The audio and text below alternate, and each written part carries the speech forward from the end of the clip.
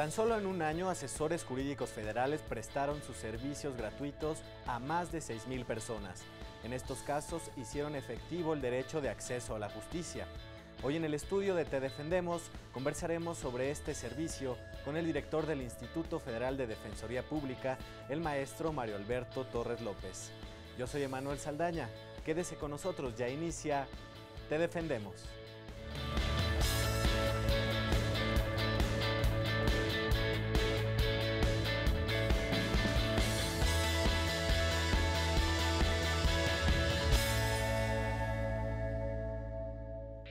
Está en el estudio el maestro Mario Alberto Torres López, director general del Instituto Federal de Defensoría Pública. Bienvenido, maestro. Muchas gracias. Quiero comenzar este programa especial de asesoría jurídica preguntándole qué servicios ofrece la Defensoría Pública, además de los servicios de los defensores públicos, y en qué materias. Bueno, como se menciona, el principal de los servicios, por su antigüedad, hacia el servicio de defensa penal. Sin embargo, el instituto también cuenta con un cuerpo de abogados que tienen como misión otorgar servicios en otras materias jurídicas diversas a la penal. Entre ellas encontramos la materia administrativa, la fiscal, la civil, la mercantil, todas ellas en el ámbito federal. Y esto tiene relación, por ejemplo, cuando asesoramos a una persona para que pueda obtener su pensión del ISSSTE, del IMSS, pueda llevar una controversia en contra de la Comisión Federal de Electricidad por los cobros que se hacen, contra el SAT por cuestiones fiscales, y contra organismos como el Instituto Nacional de Migración. Y también tenemos servicios que se vinculan con cuestiones de índole penal. Por ejemplo, en muchas ocasiones nuestros asesores deben asistir a personas que se encuentran recluidos en centros federales de readaptación social. Y por otra parte, también tenemos un servicio que es el de la asesoría a las víctimas del delito de secuestro, pero cuando ese delito se está ventilando ante órganos ministeriales y jurisdiccionales del fuero federal. Maestro, ¿cuál es el perfil de los asesores jurídicos que trabajan en el instituto? ¿Cómo se seleccionan? Bueno, mire, realmente, como se trata de materias jurídicas, el requisito ineludible es el ser licenciado en Derecho o abogado. De hecho, nuestras leyes hablan a veces de abogados y de licenciados en Derecho, pero realmente es lo mismo. Deben tener experiencia precisamente en la profesión y por eso la ley exige que por lo menos tengan 3 años de experiencia profesional, lo cual implica que por lo menos deben tener 3 años de haber obtenido el grado. Ser personas de buenos antecedentes, no tener condenas que superen 1 año de prisión y además presentar un examen o participar en un concurso de oposición. Sin embargo, en tanto se dan los concursos de oposición, contamos con defensores y asesores jurídicos, digamos, interinos, en donde el requisito del examen no está presente. Sin embargo, no cercioramos de su capacidad profesional porque generalmente los extraemos de los cursos de especialización que el propio instituto otorga, que son cursos anuales, o también de personas que ya han trabajado como jefes de departamento o subdirectores en las delegaciones. Todo esto con el afán de garantizar que quien sea asesor jurídico sea una persona que cuenta con conocimientos y con experiencia técnico-jurídica para abordar precisamente los casos. Y precisamente estos conocimientos garantizan que los ciudadanos tengan un servicio de excelencia, ¿no, maestro?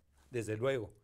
Estos conocimientos permiten, primero, conocer bien el caso que se está planteando, abordar, digamos, la estrategia de defensa, que es lo que yo voy a hacer en beneficio, pero sobre todo analizar anticipadamente el caso y, por ejemplo, explicarle al usuario, esto es al ciudadano a quien acude a solicitar el servicio, si es viable lo que la persona pretende. Hay ocasiones en que, por ejemplo, van y dicen, bueno, yo quiero tener derecho a una pensión porque tenía un tío que era jubilado y él ya se murió. Sin embargo, bueno, no hay precisamente una pensión en ese sentido y se le explica a la persona y con esta explicación es más que suficiente. Pero sobre todo se debe tener conocimiento técnico jurídico y luego experiencia en la práctica. Maestro, ¿cómo están distribuidos en el país los asesores jurídicos y cuántos tiene el instituto? Bueno, el instituto tiene asesores jurídicos en todas las entidades federativas, en las principales ciudades, y contamos con un número de 195 asesores jurídicos. Los datos que estoy proporcionando se refieren al año de informe del instituto, que abarca del mes de junio, en este caso, digamos el último, junio 2016 a mayo 2017, o sea, el periodo como que es irregular porque no empieza en enero ni termina en diciembre, empieza en junio, termina en mayo, pero finalmente es un año, ¿no? Hay entidades federativas en donde hay más asesores que en otras, por el número de la población, por el número de órganos jurisdiccionales que ahí se encuentran, sobre todo, por ejemplo, de tribunales administrativos, por ejemplo, del Tribunal de Justicia Administrativa, el Tribunal Federal de Justicia Administrativa, que tiene sus salas regionales. Entonces, como ahí se ventilan muchos asuntos, ahí tenemos que tener más asesores. Ciudades como, bueno, la de México, Guadalajara, ¿sí? Monterrey. Entonces, si bien hay en todos los estados de la República, en algunos habrán más y en otros un poco menos. ¿Qué asuntos son los más populares que llegan a las manos de asesores jurídicos? Bueno, ha variado, ha variado. En alguna ocasión, con motivo de la devolución de las cuentas de vivienda, de ahorro para la vivienda, que manejaba o que maneja precisamente el Infonavit, y que se ordenó su devolución a personas que, bueno, pues ya estaban jubiladas y obviamente nunca iban a obtener un crédito de Infonavit. Entonces, tuvimos como 16,000 usuarios. Empezamos con 3 o 4 y se fue replicando. Simple y sencillamente ellos se iban diciendo, mira, no contrates a nadie, ve al instituto y ahí te hacen todo tu trámite para que te devuelvan lo que tú tuviste ahorrado. Pero, por ejemplo, tenemos muchos casos vinculados con pensiones del ISSSTE y pensiones del IMSS. En ocasiones, estas, digamos, entidades no consideran que no es procedente otorgar una pensión o una jubilación. Sin embargo, cuando nuestros asesores analizan el caso, estiman que sí es procedente y entonces plantean todas las acciones legales. Por otra parte, también está la situación de que alguien puede haber recibido ya una pensión por parte del ISSSTE o del IMSS, pero consideran que esa pensión estuvo mal calculada. Entonces, pueden acudir al instituto para que se revise si está bien el cálculo y de lo que está recibiendo, y en caso contrario hacer la reclamación correspondiente.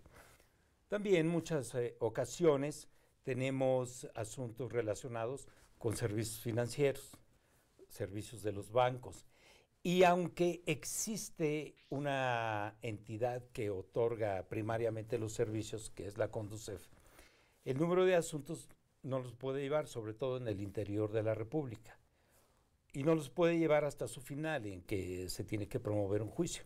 Y entonces existe un convenio de colaboración y nos lo canaliza y nosotros, adelante, los llevamos. Y aquí en la Ciudad de México tenemos un convenio con el Tribunal Contencioso Administrativo del Distrito Federal, porque si bien es cierto, ellos también tienen servicio jurídico gratuito, ese servicio jurídico gratuito llega nada más a la resolución que se emite dentro del propio tribunal. pero si esa resolución es adversa al particular, ellos mismos ya no pueden promover juicio de amparo contra su propio patrón, ¿sí? Y entonces los canaliza con nosotros y nosotros somos quienes llevamos eso. Y en los últimos años, y cuando digo los últimos años, digo los 2 últimos años, hemos tenido mucha intervención en representación de menores en juicios de amparo que derivan de situaciones de conflicto entre los padres que se están ventilando en el fuero común. Muy bien. Maestro, es momento de hacer una pausa. Al volver seguimos hablando de este servicio gratuito de asesoría jurídica. ¿Cómo no? Lo invitamos a que no le cambie de canal. Ya volvemos.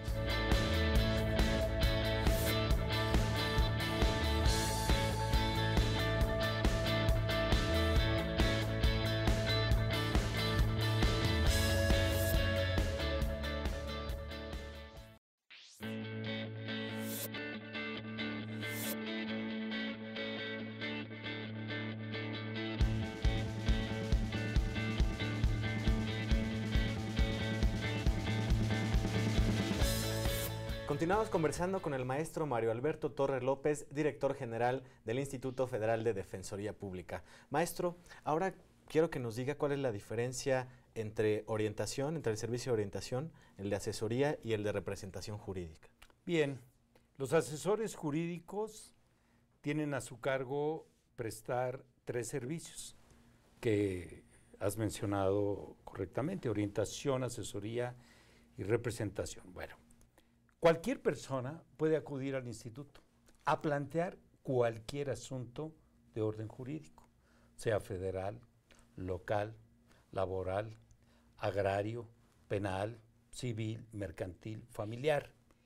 Y de parte de un asesor reciben precisamente, digamos, una explicación de qué se trata su asunto, cuáles son las vías, y en su caso, por ejemplo, ante qué pues, digamos, instancia tienen que acudir para recibir asesoría jurídica gratuita. El instituto únicamente puede tomar por disposición de su ley lo que es materia federal. Entonces, y siempre y cuando no exista una instancia encargada de prestar esos servicios gratuitos. Por ejemplo, si una señora va y dice, bueno, es que yo me quiero divorciar, estoy cansada, ya se me hace intolerable vivir con mi marido. Bueno, se le puede dar una orientación en el sentido de a dónde acudir, dónde puede recibir asesoría jurídica gratuita, pero el instituto no le va a llevar precisamente el caso. Entonces, la orientación consiste nada más en eso, en hablar con el particular, con el usuario, con el ciudadano, recibir de él la versión de lo que le está quejando y darle un consejo jurídico. Y si es del instituto, bueno, digamos, pasamos a otro nivel, se analiza más detenidamente. Y en muchas ocasiones el caso puede ser de la institución. Por ejemplo, pensemos una persona que tiene un problema con un banco, ¿sí? Y plantea que en su cuenta le hicieron retiros indebidos, que él nunca giró los cheques que se mencionan, incluso los esqueletos de esos títulos los tiene él. Y de alguna manera tiene razón, es un asunto que podemos llevar. Sin embargo, entre que se realiza la entrevista, el asesor jurídico puede advertir que esos hechos sucedieron hace 15 años. Y dice, si nosotros llevamos esto a los tribunales, pues es muy fácil que la institución bancaria oponga, digamos, una defensa, una excepción que diga, pues eso pasó hace tanto tiempo que ya no hay ningún derecho vigente. Y tendría razón. Entonces puede haber casos en que el asunto es de orden federal, pero no se dan las condiciones porque por los tiempos, por la carencia de documentos o por la inexistencia de personas que sean los necesarios para llevar a cabo esa acción. Entonces le dice a la persona, el asunto sí es de nosotros, pero no es viable llevarlo ante los tribunales. Y finalmente pasamos a los que sí presentan esas 2 características. Son de nosotros y se cuenta con todos los elementos para llevarlos ante los tribunales. El asesor jurídico entonces analiza ¿ante qué autoridad se debe dirigir? Puede ser ante la autoridad administrativa o puede llevar a cabo gestiones ante la propia autoridad o ente al que va a demandar. Luego promover un juicio puede ser ante juzgados de distrito en materia civil o puede promover un juicio ante el Tribunal de Justicia Administrativa en el ámbito federal. Entonces, esos servicios están bien definidos y delimitados. Y pues, digamos, haciendo un resumen del año de informe de la institución, de orientaciones recibimos a más de 12,000 personas. En la cuestión de asesoría tuvimos a 6,000 personas. Pero en materia de representaciones, que ahora sí que es el fuerte, digamos, es donde sí se desarrolla un litigio, donde hay una controversia, donde hay una resolución, hay recursos y finalmente se tiene una sentencia. Llevamos el caso de más de 23,000 personas. Maestro, ¿y cómo mantienen a los asesores jurídicos capacitados en todas estas materias en las que prestan sus servicios gratuitos? Bueno, en efecto, un asesor jurídico, a diferencia de un defensor público, maneja y debe conocer y estar al tanto de muchos ordenamientos. Por ejemplo, tiene que estar al tanto de la cuestión de amparo, digo, igual los defensores, pero de la cuestión fiscal, lo cual abarca el Código Fiscal de la Federación y leyes de impuestos, pues sobre la renta, IEPS, IVA, ¿sí? Debe de estar al tanto, por ejemplo, de la ley del IMSS, de la ley del ISSSTE en cuanto a las pensiones, cómo se calculan, ¿sí? Y de muchos otros ordenamientos y reglamentos, sobre todo. Entonces, constantemente el instituto tiene actividades con la Escuela Judicial, que es la encargada de otorgar capacitación dentro de todas las instancias del Consejo de la Judicatura Federal. Entonces nos ponemos de acuerdo y, por ejemplo, promovemos que se dé un curso, por ejemplo, de ley de amparo o de Código Fiscal de la Federación. Sobre todo porque esas leyes que ellos manejan tienen constantes reformas, ¿sí? De hecho, tienen que tener la versión de cada una de las leyes. Y además deben estar al tanto de la jurisprudencia que se va emitiendo y de cuándo entró en vigor esa jurisprudencia. Precisamente hace unos años tuvimos el caso de una persona que, bueno, pues se inconformó con el servicio de uno de nuestros asesores porque alguien le dijo que el asesor debió haber invocado tal jurisprudencia. Y entonces, bueno, le pedimos una explicación al asesor y mira, el usuario está descontento, ¿no? Y entonces le llevó, sí, pero esa jurisprudencia que usted me dice es después de cuando nosotros presentamos nuestra demanda. Entonces tenemos cursos, talleres, seminarios. Próximamente vamos a tener uno, por ejemplo, que aborda la materia de migrantes y repatriados con el Alto Comisionado de Naciones Unidas para refugiados y también para personas indocumentadas. Maestro, es momento de hacer una segunda pausa. ¿Cómo no? Al volver, quiero que nos platique precisamente estos servicios especializados que ofrecen los asesores. Vamos a la pausa, no le cambie, ya volvemos.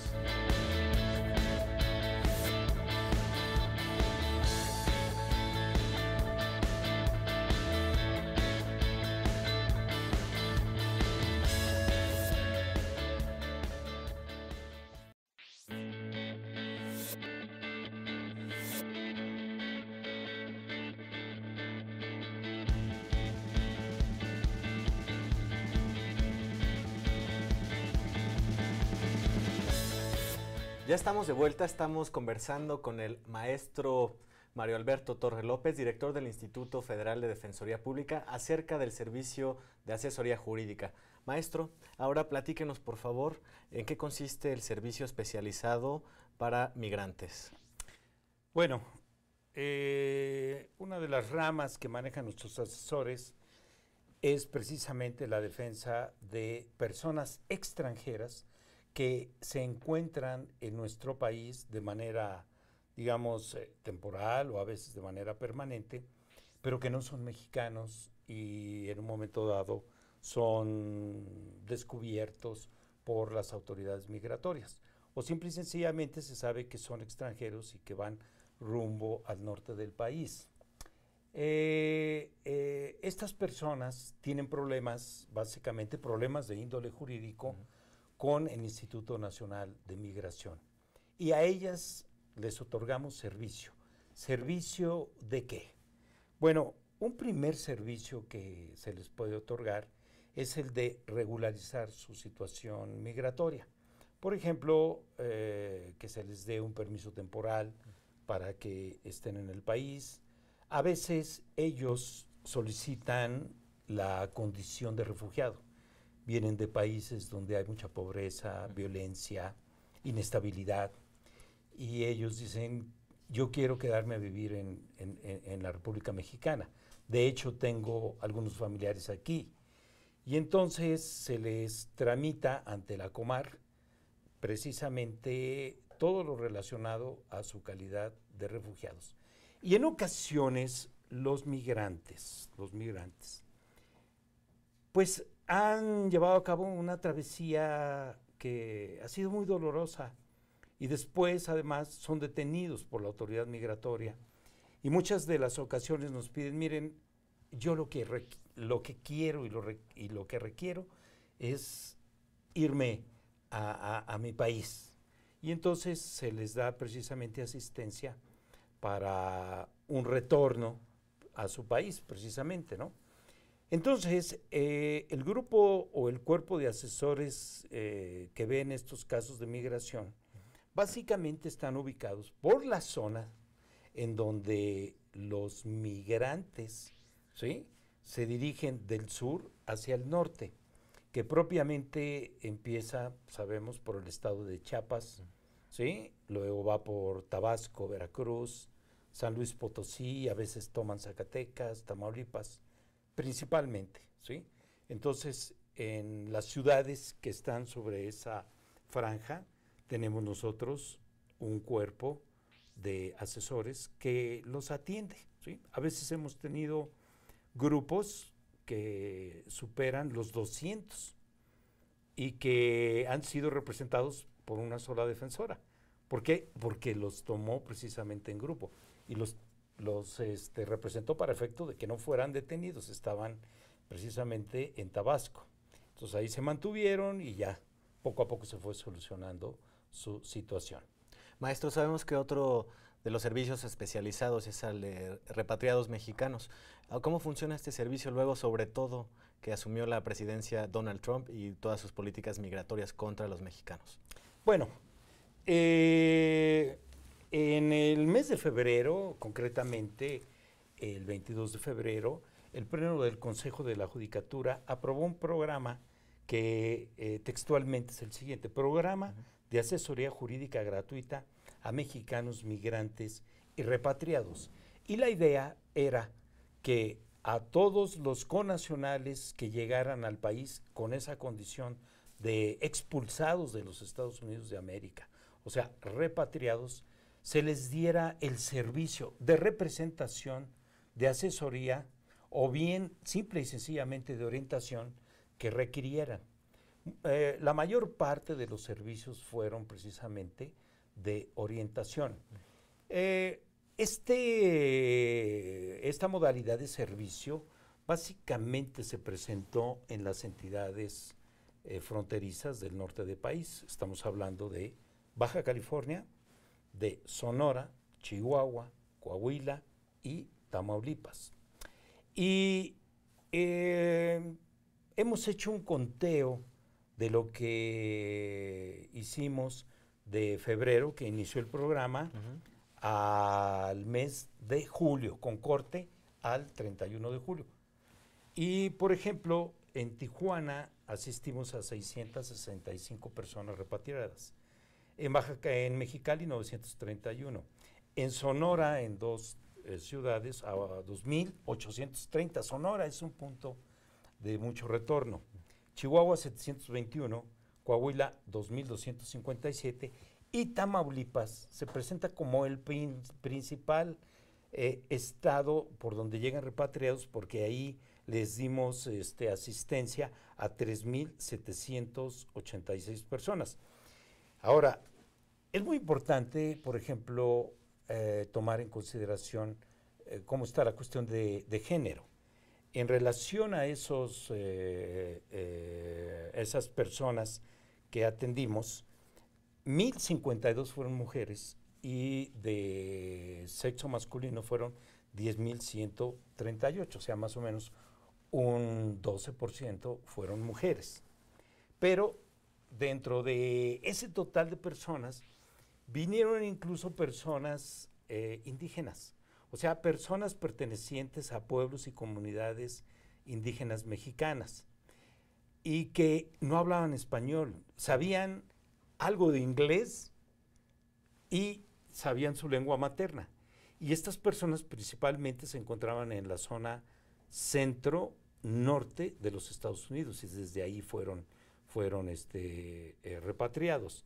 Y tuvimos que hacer uso precisamente de nuestro cuerpo de defensores y oficiales bilingües, porque tuvimos que atender a personas en lengua o personas de pueblo amuzgo, chamula, chatino, chinanteco, cora, huichol, mayo, mije, mixteco, náhuatl, ñañú, otomí, purépecha, tlapaneco, triqui, celtat, tzotzil, yaqui, zapoteco y zoque. Y dentro de ellas venían también 33 menores y 92 personas adultas mayores. El principal servicio consistió en orientarlos, porque ellos platicaban con los asesores. Con ellos sí pudieron entablar una situación así de plática, incluso para pedirles que les proporcionaran algún satisfactor sanitario urgente, ¿no? Y pudieron tener muy buenas pláticas. Y ellos, en principio, lo que querían era, no, bueno, yo quiero regresar a Estados Unidos. Bueno, pues sabemos que eso, bueno, legalmente pues no se te va a permitir. Pero planteaban situaciones relacionadas con, por ejemplo, familiares que se habían quedado ahí, hijos, padres, la esposa, el esposo, situaciones relacionadas con bienes, ¿sí? O cuestiones relacionadas incluso con trabajos que ellos venían desarrollando, en donde estaban pues teniendo algunos derechos. Y como son acciones legales que en un momento dado se tienen que ver en el extranjero, se les decía que precisamente esto se llevaba a cabo a través de la Secretaría de Relaciones Exteriores, a través de embajadas, pero principalmente consulados, y que los asesores jurídicos los canalizarían precisamente ante quien podría llevar a cabo pues ahora sí que la acción de ayuda ya en concreto. Y muchos de ellos decían, bueno, pero yo estoy aquí en la frontera, pero yo ya me voy al estado de donde es mi familia. No hay ningún problema, aquí tienes una tarjeta donde están los datos de todas las delegaciones, ahí está la delegación de donde tú vives, donde vas a estar, dirígete ahí y desde ahí te apoyamos. Maestro, se nos terminó el tiempo, pero muchísimas gracias por compartirnos esta información del servicio de asesoría jurídica gratuita del Instituto. ¿Cómo no? Gracias. Ya nos vamos, muchas gracias a usted por sintonizarnos. Nos vemos la próxima semana. Hasta la próxima.